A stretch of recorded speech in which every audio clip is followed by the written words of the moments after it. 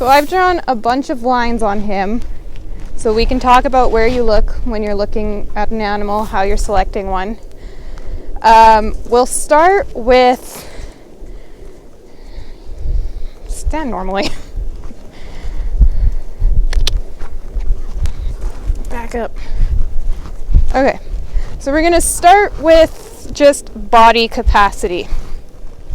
So when we're talking about body capacity, we're just talking about how big they are, how much room they got. This is pretty important in breeding animals because they need to be able to carry a calf. So the first place we're going to look, or one of the places you can look, is these lines here. These are his ribs. So we call that spring of rib. The rounder they are, the more barrel-like they are, that's a bigger spring of rib. Then we have body depth. So here I've got depth of heart girth or chest depth. So this is important because that's where their heart and lungs are. So you need a lot of depth here. And then you want that to be balanced with their depth of flank. So you don't want something that's really deep chested and then cuts up here and is really shallow flanked. You want muscle, you want capacity in here, you want them to be balanced. So balance is really important in all animals just because they look wonky if they're not balanced, and they're probably not going to be great carcass animals. So then we have length. So we've just got length of spine, which I didn't draw, but just how long their body is. And then there's length of loin, which is right here. If you feel it on your animal, you look for the last rib, and it's kind of in between there and the hook. So we want a nice long loin. And then we want width of body. So we're going to turn him around if I can. So we've got width over his loin. So that's where our length of loin we measured. We're going to look width over the loin too.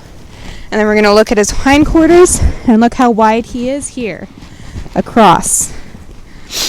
You can just call this width of hindquarters. Some people refer to it as width of between the stifles. And the stifles, okay, move back over now. Oh my God, I'm so pink.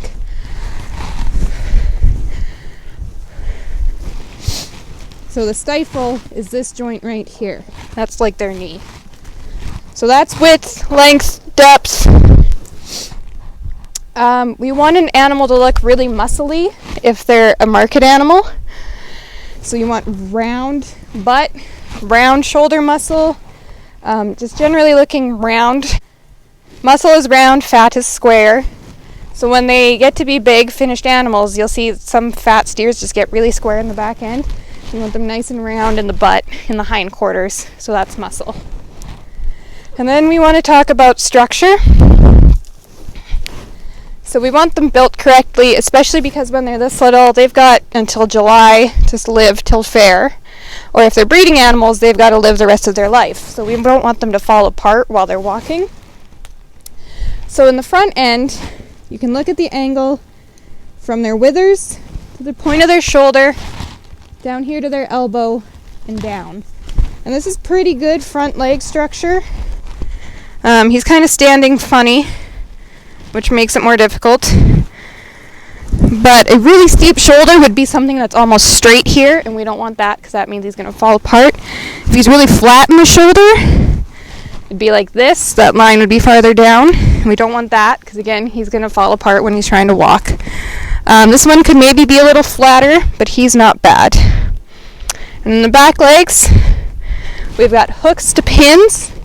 Now in our females, this is a really important angle because this is where the calves come out. So you want a nice slope from hooks to pins. He's not too bad. And then we come down to the stifle, down to the hock, and straight down to his foot.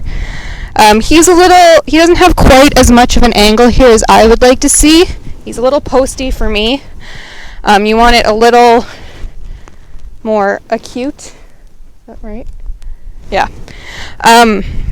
Another common thing you will see, hey bud, is sometimes they get a little weak in the pasterns. And this is the pastern here. And that's when their legs really sink in. They get really curvy. And that's a weak pasterned animal. In females, that's pretty bad because they got to be able to stand up to a bull breeding them. So we want them to have strong back legs. And then we look behind him again. He's really going to hate me. Turn around. So we also want our toes to be pointing straight forward. So this guy, it's really easy to see. He's not standing super great anyways, but his toes point out towards the sides. We want toes that go straight forward. Just move your feet.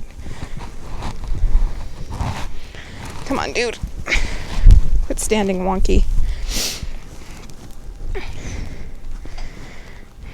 You're making yourself look worse than you are.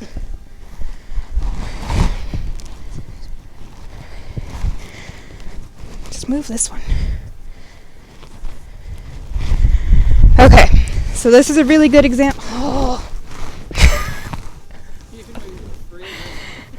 Yeah. So this is an example of a steer that toes out. You see how his hocks come together? His hocks are closer together than his pasterns are. So that's a steer that toes out. And we want steers that are straight ahead. If they toe in, that is also bad. That's more common in the front feet than the back feet, I think. So this isn't, he's not hugely toed out. He's not in horrible shape. If this was a breeding animal, I wouldn't pick something this toed out.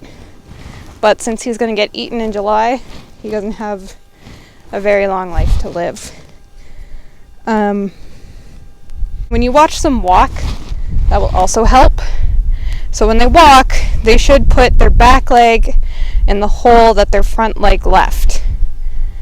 So they should just go move their back leg straight into the hole from the front foot. If they paddle, they go like this, or they walk like this. That's a pretty good sign of a structural issue. So you just want them to walk straight forward. And this is when you watch them walk by themselves and not when you watch them walk while they're leading, because when you're just teaching them to lead, they're not going to walk like they normally should. So the other place we want to look for width is in the brisket and in the chest floor. So that's down here. He didn't like that. So again, that's where his heart is. So you want a good space in there for him to have his heart. Brisket is also an important cut. I know everyone loves brisket except for me. But the brisket is one of the places they'll lay down fat first. So when you start to get a more finished steer, you can look here to see how finished they're getting. So you want a nice deep brisket. You want a nice wide brisket. We're looking at neck lengths because I have that drawn on here too. You just want it to look like it belongs on the animal.